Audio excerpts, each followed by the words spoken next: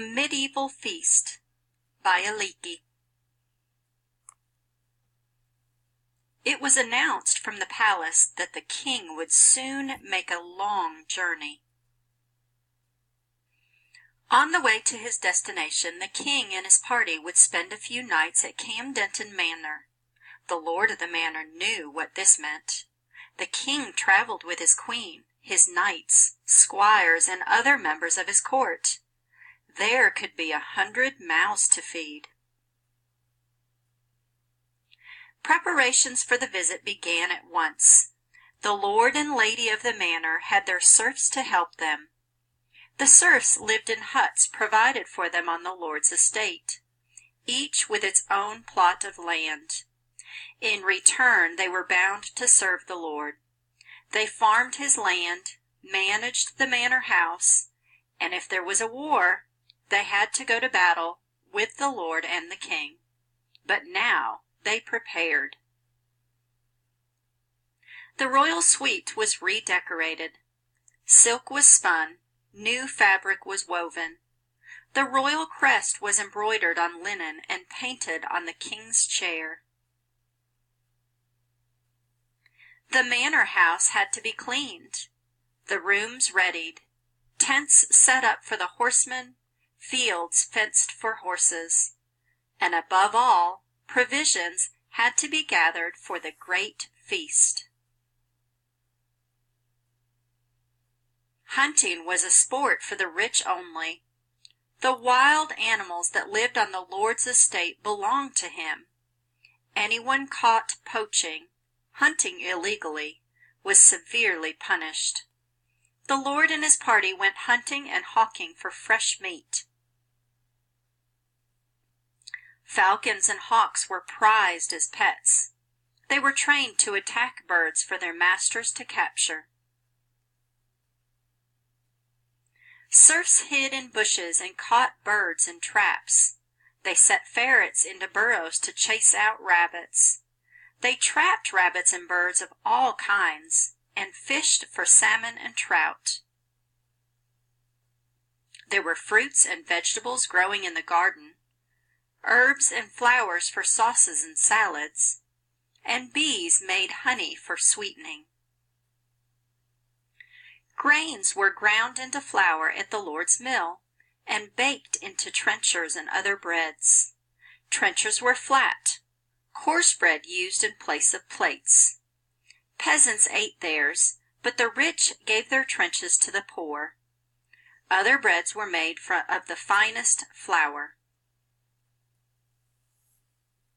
Butter was churned, cheese was made, and ale and wines were ready in the brewhouse.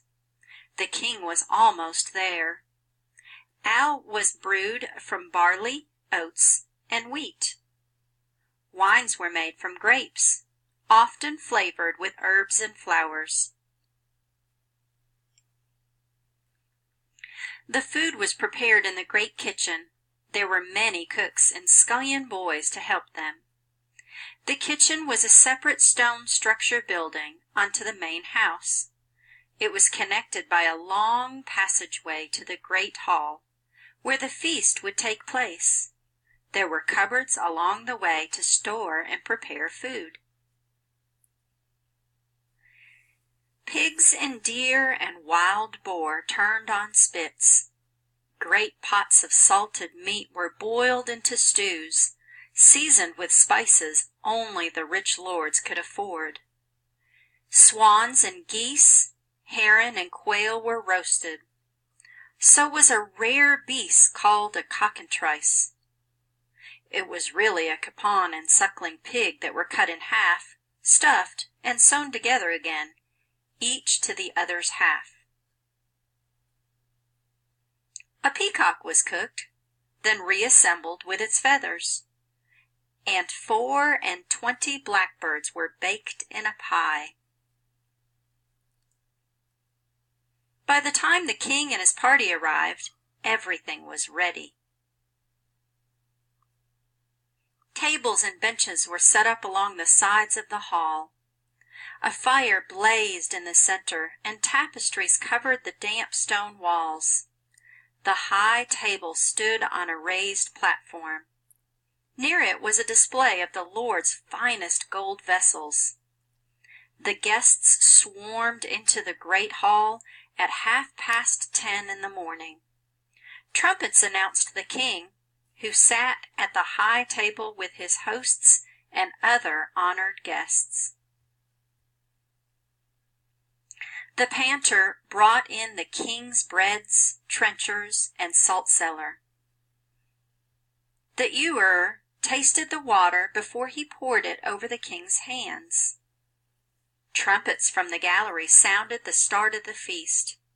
They washed their hands in scented water and wiped them dry on a clean towel.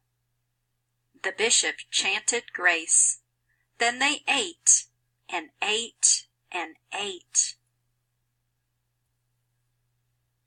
They ate some of their food with spoons. The rest they ate with their fingers.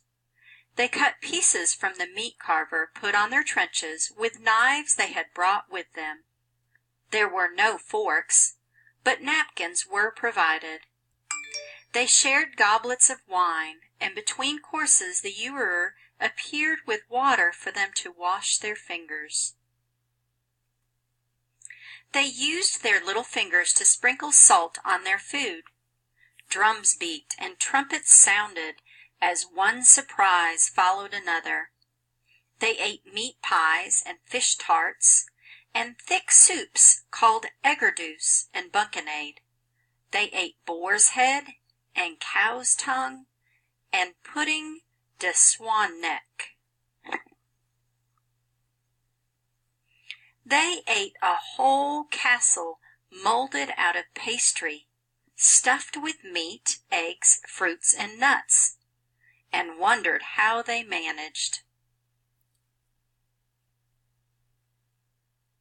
Sweet and spicy sauces dripped into their trenches as jesters, jugglers, and minstrels entertained them. Course after course, each ending with a fancy marzipan sculpture called subtlety. After the guests admired them, they are those too.